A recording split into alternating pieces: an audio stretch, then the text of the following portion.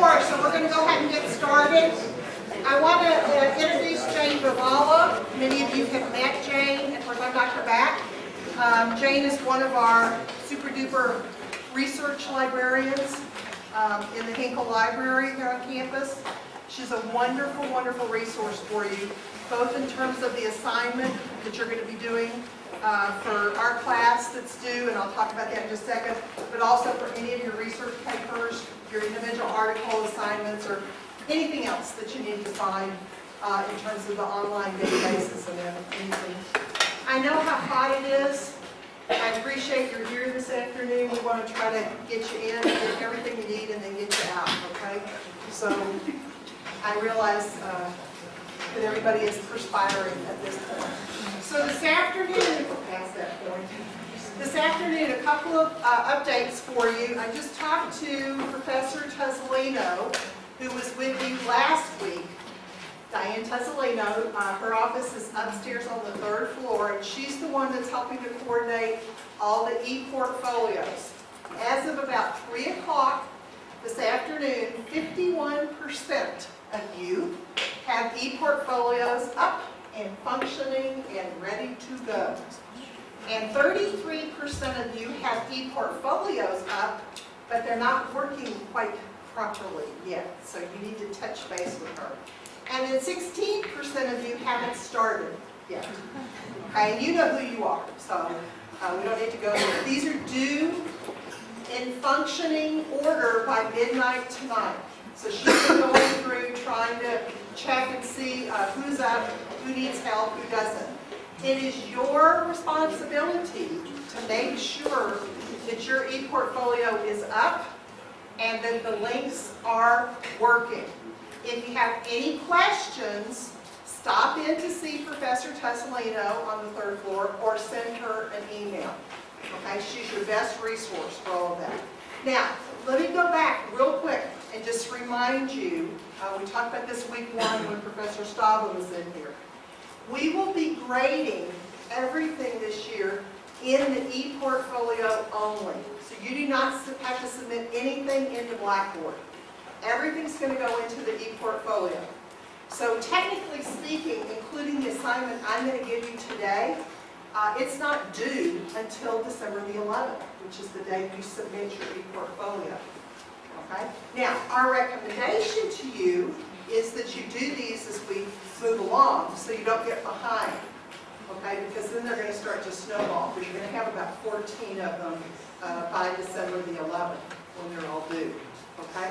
And on December 11th, of course, we're going to start that process of going through and reviewing and grading them. And there'll be a team of 3 or 4 of the senior faculty in the business department, and we'll spend several days doing that. Okay? So everything that you have needs to go into the e-portfolio. The sign-up sheet's coming around today. If you remember, 50% of your grade is what's in your e-portfolio. The other 50% of your grade is attendance and participation. So make sure you get on the sign-up sheet. Okay? Any questions on that before we move on? All right, so we're into week 3. We're taking a look at 2 specific aspects that we think are important for you to look at. Okay? One is what the journal needs to include. And I just want to spend a second talking to you about your journal. All right? In your journal, you have a couple of choices. You can either do a journal entry per week, which means if we have 14 weeks, you're going to have 14 different files. Or, what I recommend is you just start your journal in a Microsoft Word file and you just run it continuously. And each week, you just put the new week with the new title, and then you enter your entries into the journal at that time.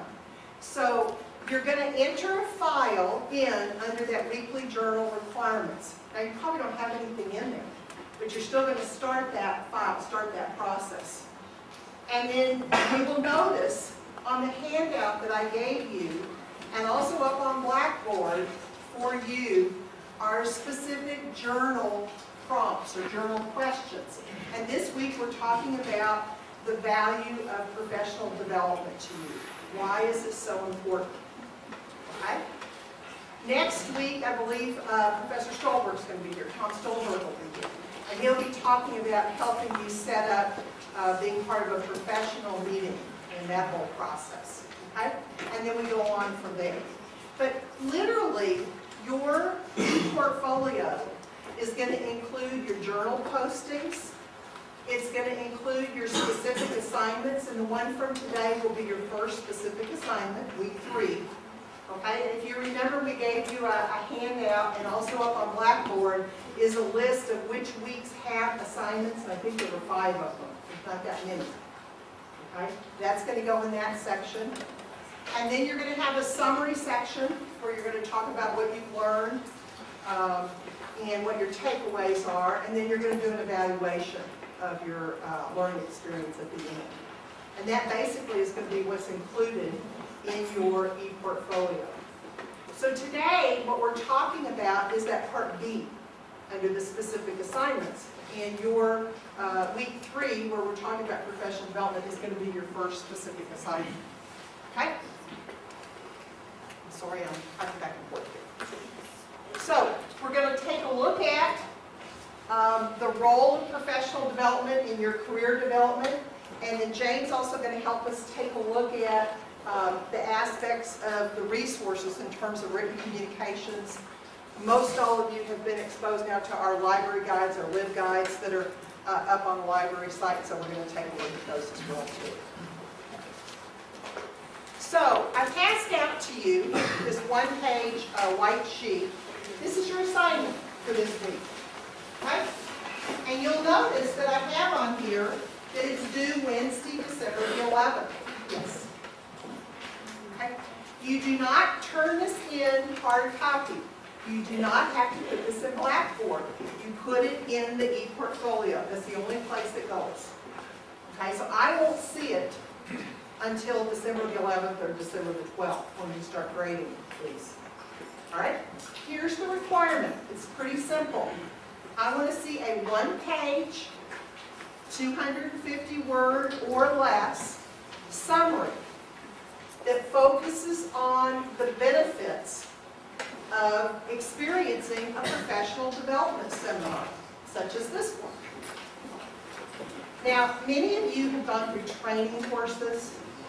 You may have been trained on the job. Maybe you had a coach.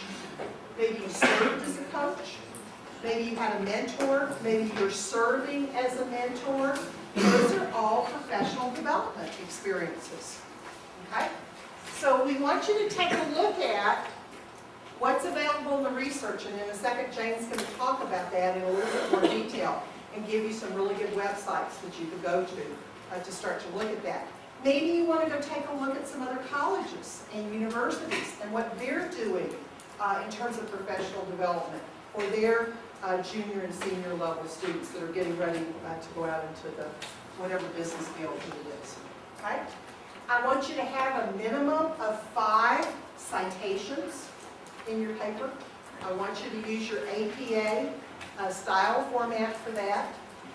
And I want you to include in there a bibliography at the end. You can either put it at the bottom as a footer, or if you either put it on the second page, that's fine too. Okay? So you're going to end up probably with 2 pages.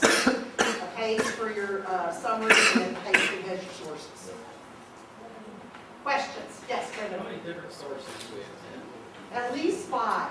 5 different sources? Yes, at least 5. Okay? Now, one source could be this information you're going to get today from Jane and this handout. That could be a source. That could be one of your citations if you want. Or there's many other examples as well too. Okay? Any questions on the assignment? Yeah. Can a source be like your work experience? It could be, except what I would prefer that we do is if you're using a supervisor or someone in industry, then you could use an individual as a source. Okay? I would prefer for the context of this assignment that you probably not use your own yourself. I would prefer that you use other sources. That can be done, but I prefer that we use other external sources. There's another question over here. You're good, Jillian? Okay. All right. Okay, again, if you have questions on this assignment, or you want to stop in or whatever throughout the semester, I'm in 309, I'm happy to answer any of those questions for you. But basically, this will be the first of those 5 assignments that you're going to put in your e-portfolio. Okay? All right. Now, for this week, for our week on professional development and the role that writing plays and communication plays in professional development, I'm giving you 3 suggested prompts that you can include in your journal. Now, you may include other things. You don't have to include these. I'm just making these available to you as some suggestions. You could look at what are the benefits, one or more of the benefits of professional development opportunities, and talk about that. You could take a look at sharing different ways that you have found to enhance your writing in terms of the role it plays in terms of developing you professionally.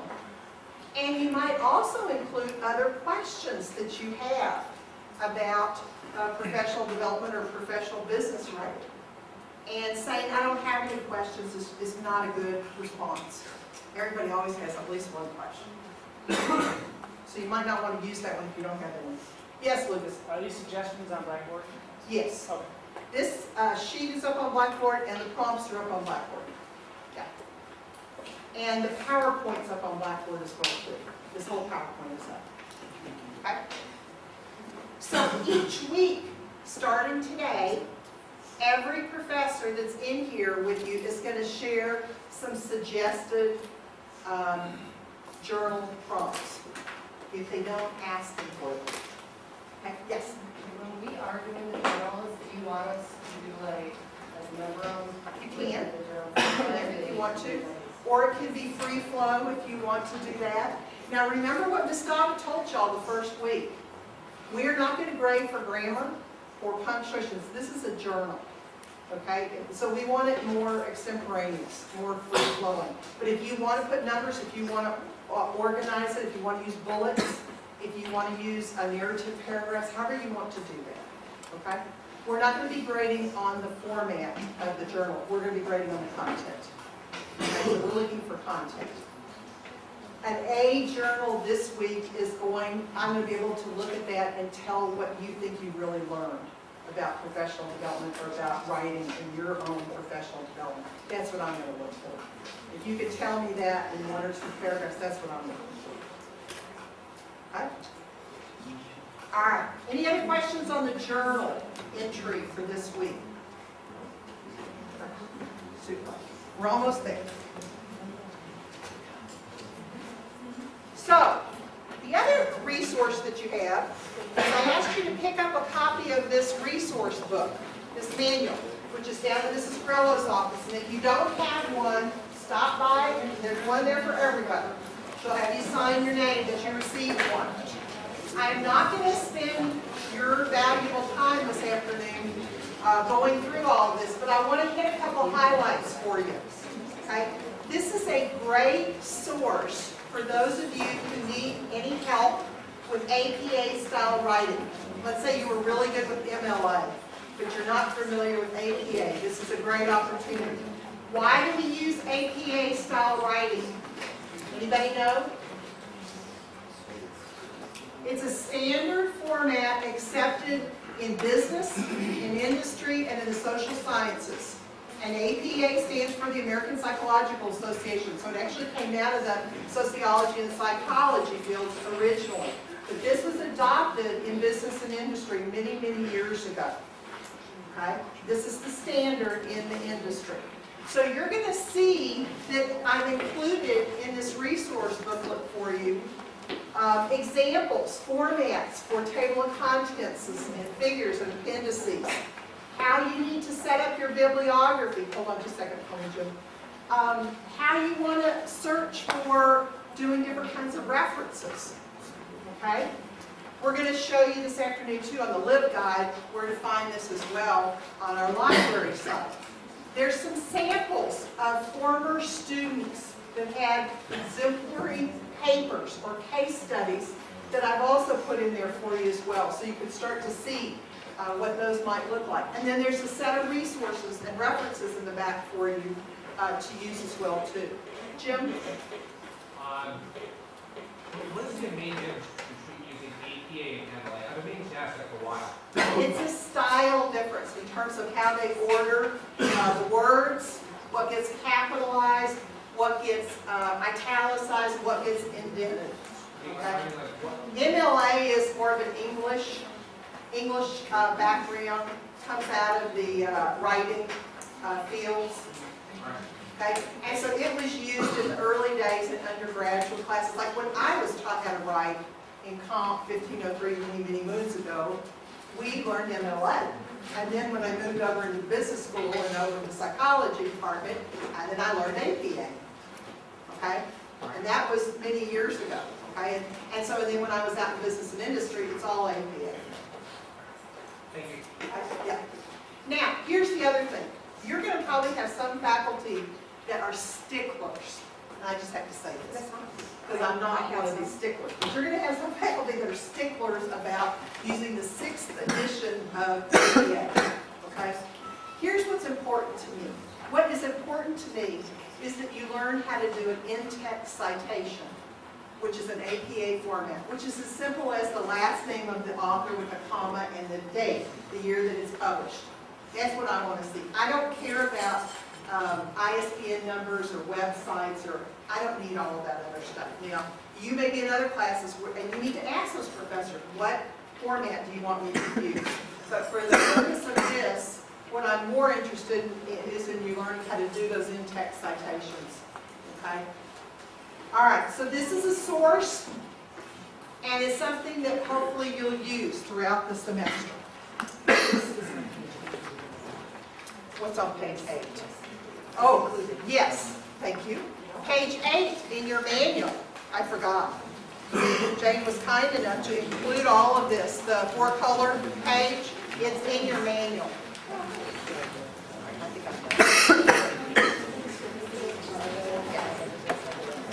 All right, we're going to shift gears now and search over to some resources for you.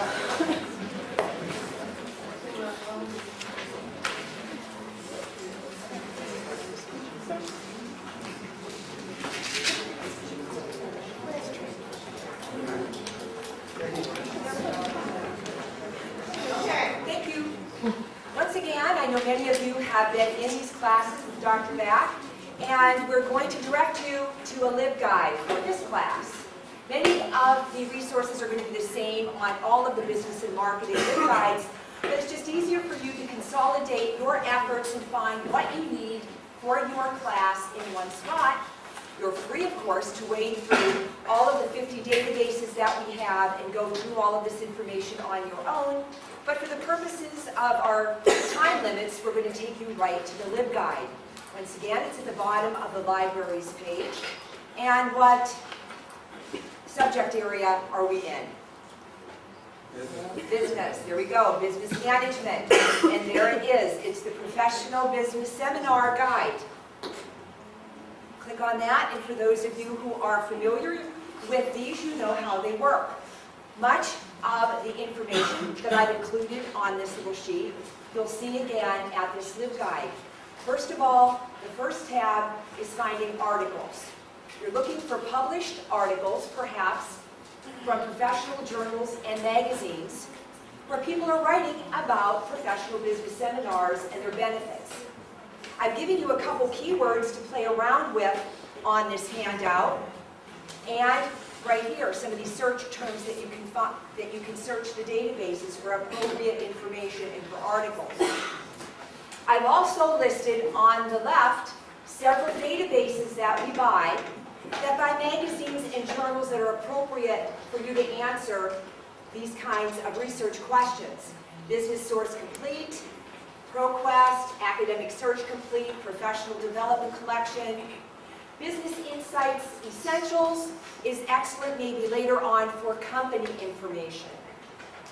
I would start with ProQuest, Business Source Complete, Academic Search Complete, to find reference articles, journal articles about your particular topics. I'm going to do a quick search for you, just to dust off some cobwebs that might help you as you go to fulfill your week 3 assignment. Now, if you go to Business Source Complete, and in almost every discipline that we offer on campus, even the writing, I usually suggest that they include Business Source Complete because eventually we're all going to end up working somewhere. And there's a business aspect to almost every discipline. Even if you think it's just research, really, Business Source Complete is a valuable one. There's a handy-dandy thing if you haven't done this before. You can choose databases here. Now we can search a bunch of these appropriate databases that I have outlined at once. You can see because I went in through the Business Source Complete, that database is linked. I'm going to go to Academic Search Complete, click that one. We have another one called Professional Development. I'm going to click that one, all right? You just hit, okay, let's just start with those 3. Now I'm actually searching through those 3 databases, just to see if I can find some information. Now let me just try one. Let's do business seminars. Business seminars and, business seminars and maybe, no, let me do it this way. I want the business and I'll do writing. Since Dr. Back was talking specifically about written communication. So business writing. And let's try seminars. Let's just see if anybody's writing about this. Okay. Here's the notes. Not sure what I'm getting. You've got to look at these flyouts. This is the Journal of Business Communication. You might get editorials. You might get opinion pieces. But if you find something that is extolling the virtues of a business seminar, that's fine. Business communication presents news pertinent to the study and teaching of business communication. It's a workshop. That might work out fine for you. Information seminars for journalism students. Everyone wins. Writing seminars coming this fall. Business writing. Announces business writing seminars. So you can see there's going to be a lot going on here. Make It Count is an article that discusses the benefits of writing and publishing books for the author and or his inspiration to the United States. You're going to have to wade through these. You can wade through these and see if you're finding anything appropriate. Here is BNP introduces new seminars on business, promotions, and writing.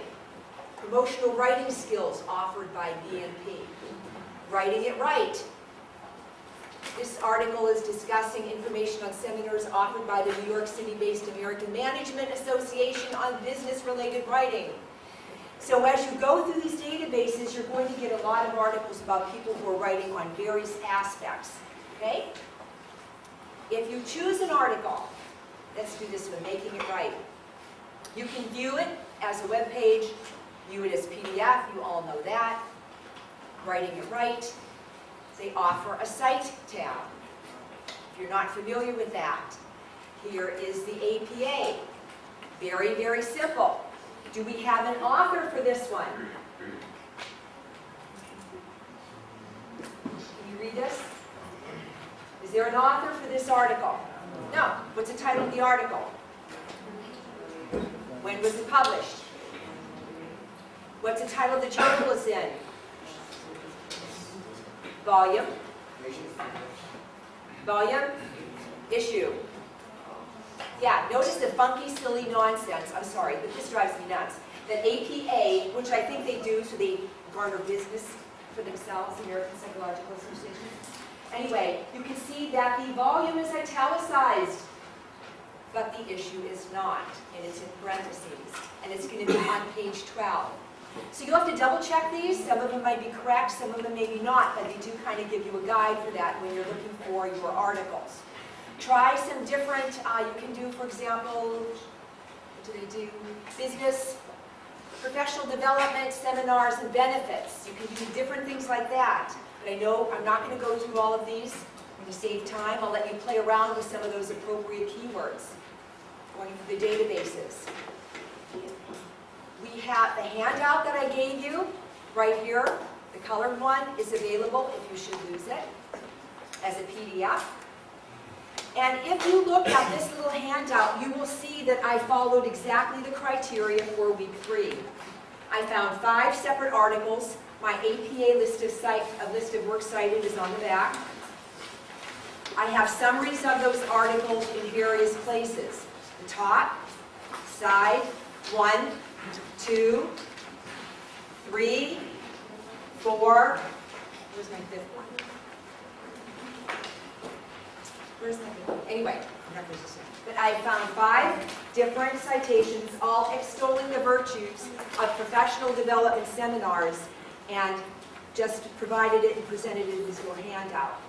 Okay? So you should have fun with this assignment. You should be able to access this online, offline too, from your home. Play around with this LibGuide. I'm not going to go through all the tabs right now.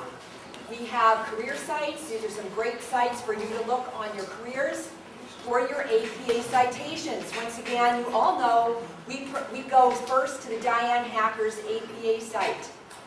Now, this is, she's going to say, documenting your sources. She tells you how you do your in-text citations in APA. She'll give you the basic format for a quotation. She'll also tell you how you do a paraphrase. Pay attention to this. It's a great site. Your list of works cited. She'll show you how you do your authors, if you have a single author, etc. Once again, all of that is available at your LibGuide. And there's one other thing I want to mention to you as you continue with your professional development and career options. As you advance in your various careers, one of the most important places for you to go is, and to belong to, even as students, is an association. Much of their information that you're going to find that have been written back in those databases. In fact, there was an article written by someone who is discussing the American Management Association. There's some pertinent associations right at the top of here. And you'll find that you usually will belong to some kind of professional organization. And let's just go to Google real quick. Sorry. And we're going to use Google, which is not a source. It's just a search engine. So you never are citing Google. Google is a good search engine. And let's do the, is there an American Management Association?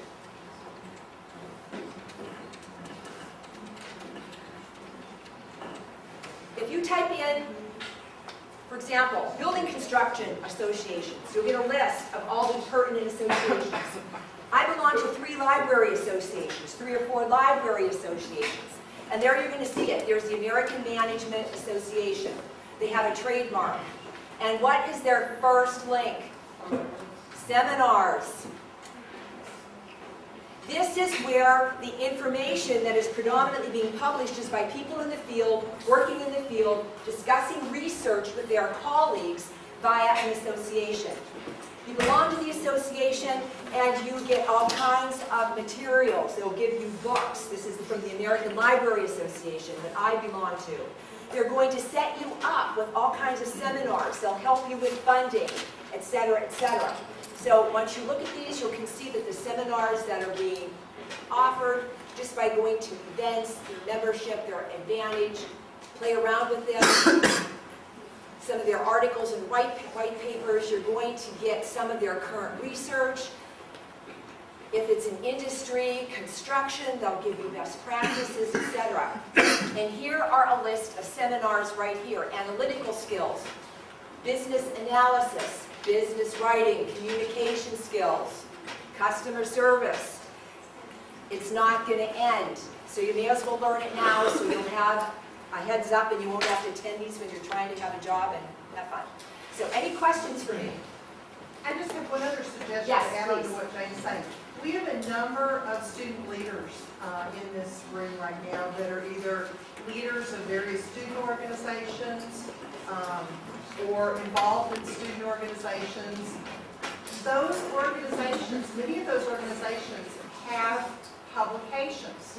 So check with Spencer Peavy, or check with Alicia, or check with someone that you're working with in your particular area to see what those professional development journals are. You may want to cite some of those, which would be very appropriate for you to cite, especially those of you that are in those leadership positions right now, okay? So that would be a great way kind of for you to have a transition there from what you're doing right now into your career. And I just want to point out one thing. When you're thinking about how to cite, when you're doing a paper and they ask for a formal citation, kind of think of it, if you're publishing, you're sending an article off to an editor in a magazine. Think of your teacher as kind of the editor. And you want to say this is your source. How are you going to prove it? How are you going to prove it to an editor that this was said? It's if you do an interview, if you're using yourself, there are very strict guidelines. So try to think of it. If I'm going to say that this happened, well, prove it. How are you going to prove it happened? Normally, if you have an idea or a concept, you will find that someone has published it, and you'll be able to find that in some print document that you can then use to verify where you got the information. For instance, today somebody was in to see me on a piece he was working on, and he had a source including himself and someone else he had a conversation with. Well, there's an APA style format called personal communication that you can actually cite yourself and cite that conversation. And that's it under the hacker site. You can see that listed. Or the book. Yep. Or sometimes you may have to go right to the hardcore book. But the other thing is there's strict guidelines in APA. If you have an interview with someone, you just don't say interview. You should include your interview questions as an appendix so that your reading audience knows exactly what you asked for them, that it was fair, that each person was asked the same information. When you look, you guys have all seen scholarly articles, and it's pretty much the same type of process here. You want your reader to know that your information is accurate, reliable, you've been consistent, you didn't make stuff up and left. So the sign-up sheet is coming across to the other side for those of you that don't have it yet, okay? Second of all, if you missed getting the 4-color sheet, it's on pages 8 and 9 in the booklet that I've asked you